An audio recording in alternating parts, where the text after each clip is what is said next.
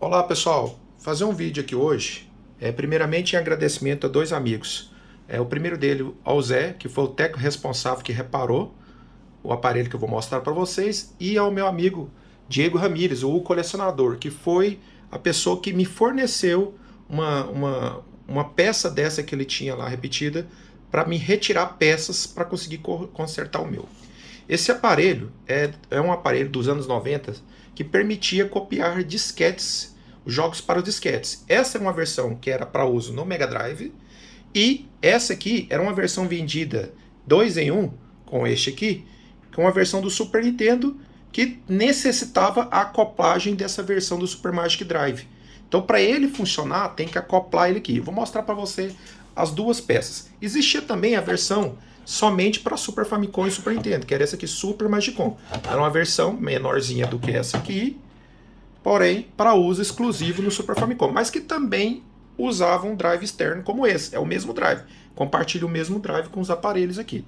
Só que esse aqui ele não tem entrada para porta paralela porque ele usa o próprio Super Magicom Drive para isso.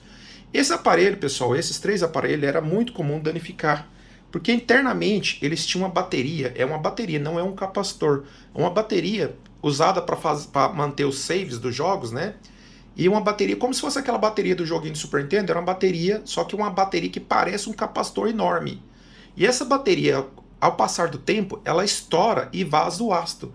E esse ácido que percorre lá dentro da placa, corrói a placa, a memória, percorre e danifica vários componentes. Então quem tem um aparelho desse deve ter te passado por o mesmo problema. Se não passou, vai passar.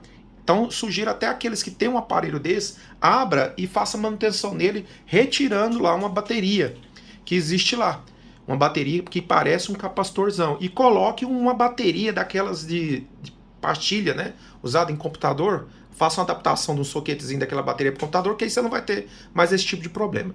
Então, bem, agradecendo aqui ao colecionador Diego Ramírez, que me forneceu um exemplar desse, de sucata que ele tinha lá para retirada das peças, que foi fundamental para o reparo, e ao meu técnico Zé, que conseguiu fazer essa façanha de ter conseguido consertar esses aparelhos para mim. Então, vou mostrar para vocês aqui o que esses aparelhos faziam. Por exemplo, eu estou agora ligado nessa TV aqui, o meu Mega Drive 3 aqui acoplado ao Super Magic Drive. Ele está lá, mostra o menuzinho dele. Existia versões com 4, com 8, com 16 e até com 24 megas dessa versão, que eu tenho ciência. Mas os jogos do Mega Drive eram médio 4 a 8 megas no máximo, né?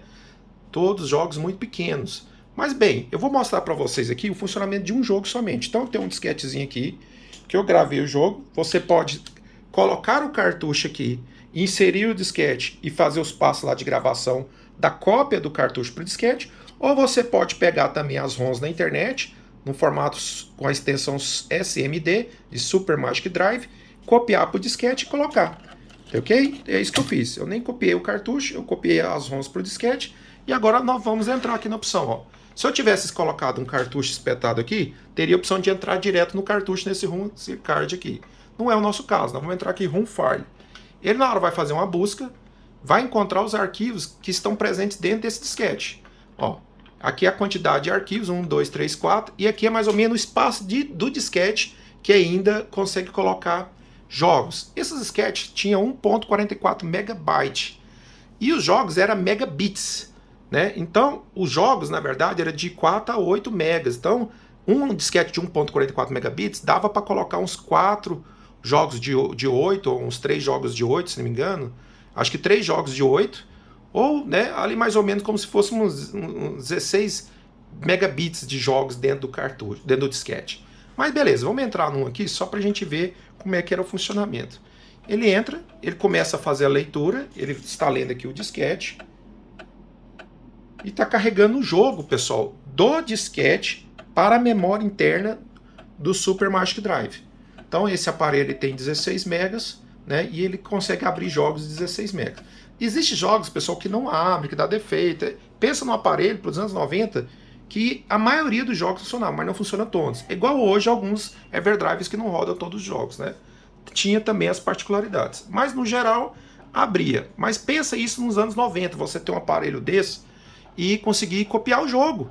Aí, eu copiei o jogo sem o disquete, né? Isso era muito interessante. Eu tive a infância, adolescência, né? Eu tive esse Super Magic Drive, que foi o meu primeiro. Eu tinha uma locadora de videogame e eu comprei ele porque eu alugava o videogame por hora. Eu ia e pegava os cartuchos, né? E alugava para a pessoa levar para casa. Então eu fazia a cópia dos jogos e jogava ali. Então era muito bacana por isso, né? Então bem, pessoal, aí ó, funcionou o jogo Mega Drive, né? Perfeitamente. E agora, para não estender muito o vídeo, eu vou tirar esse aparelho daqui. Vou desligar a televisão aqui.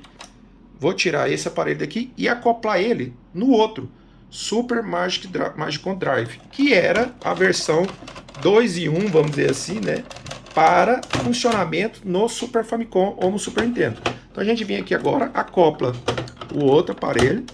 Olha que coisa louca, pessoal. Usando um aparelho de Mega Drive para funcionar o aparelho do Super Magicom.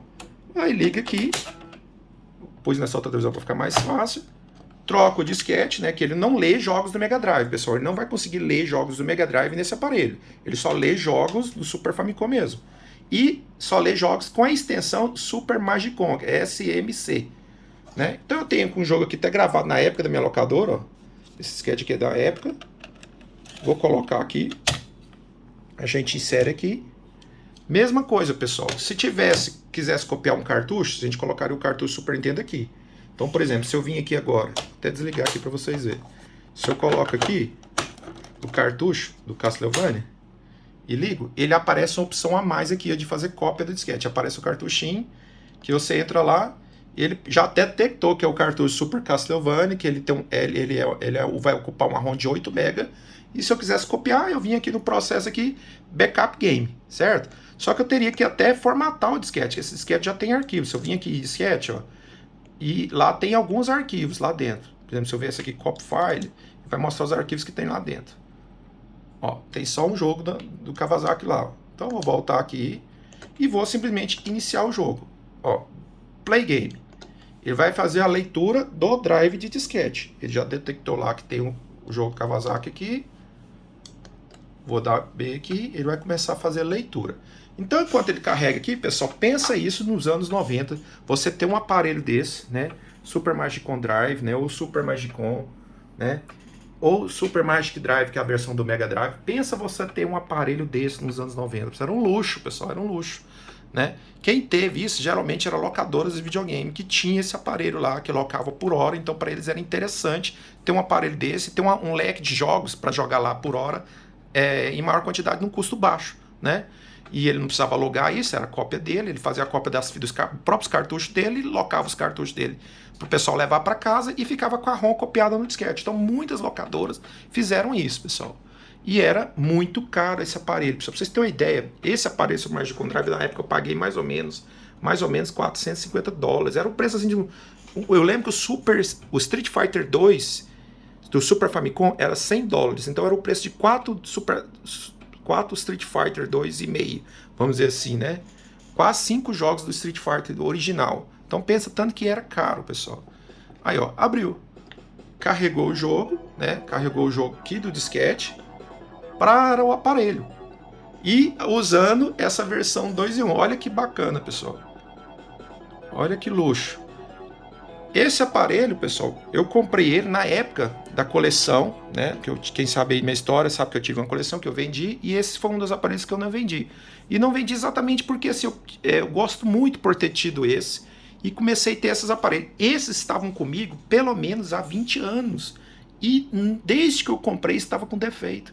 Eu nunca arrumei um técnico que teve à disposição, né, para consertar. Na época eu não pensei no Zé, que era o técnico meu que já reparava meus videogames, e há um tempo atrás eu falei para ele, olha, eu tenho uns aparelhos, será que você pode olhar? Ele falou, olho, e conseguiu, arrumou primeiro o Magicom, depois arrumou esse aqui, e esse aqui estava faltando peça, aí ele conseguiu, baseado nas peças, conseguiu corrigir. Então é isso, pessoal, agradecer aí, mostrando para vocês uma curiosidade nos aparelhos dos anos 90, muito bacana, e está aí, Super Magicom Drive, Super Magicom Magic Drive, né, que é a versão do Mega Drive, e o Super Magicom, que é uma outra versão. Beleza, pessoal? Valeu então, muito obrigado, um abraço e até mais.